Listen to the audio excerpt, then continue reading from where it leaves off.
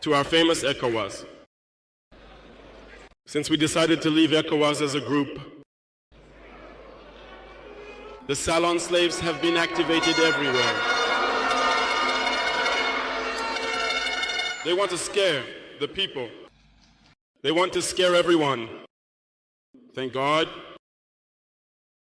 In the recent past, there were only a handful of people who had the right to speak. That's what they were saying on the TV shows. Who was ready for the gospel then? Today, so with new technologies, which of course have their advantages and disadvantages, everyone has the right to speak. And I think that the YIA are the first to confirm this.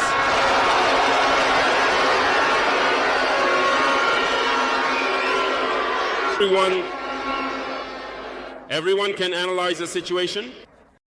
We can certainly make mistakes, but when you come to us to understand, we are very open to explaining the steps to you. Here, we are going to explain to you why we left ECOWAS and where we are headed. Remember that it was created in 1975, and it was created for the majority of the heads of state, coup leaders, as they like to say. It was the military who took power and took responsibility for creating ECOWAS, so that there can be real economic growth for the people within this space. Later on, the so-called Democrats invited themselves to the head of our states. They completely drained the community of its resources, the community of its foundation. Where was this force? When thousands and thousands of Nigerians were being killed by terrorists. Where was this force?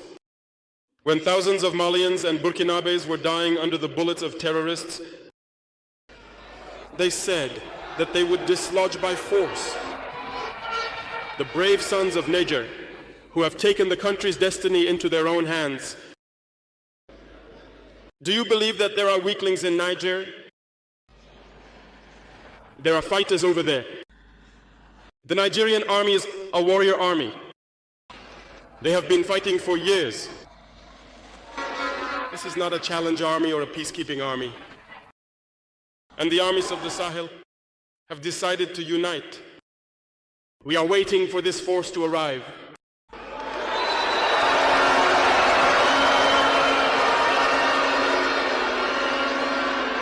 It is necessary that these so-called Democrats need to understand this. When thousands of Nigerians have died on their hospital beds due to a lack of electricity, or due to a lack of medicine, it's a crime. They are responsible for these sanctions. They are responsible for these deaths.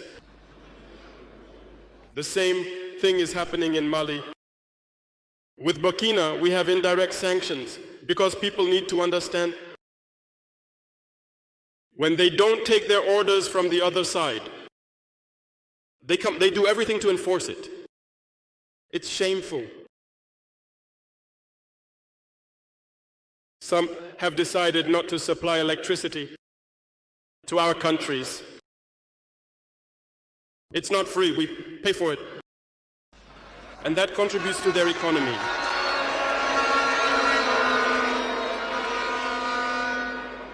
They tried to make Mali suffer. And of course, ignoring all the texts and no longer providing electricity to Mali, hoping that the population will revolt. It's not working. When it lasted, some were forced to make their own people pay by increasing the cost of electricity. It's going to increase again.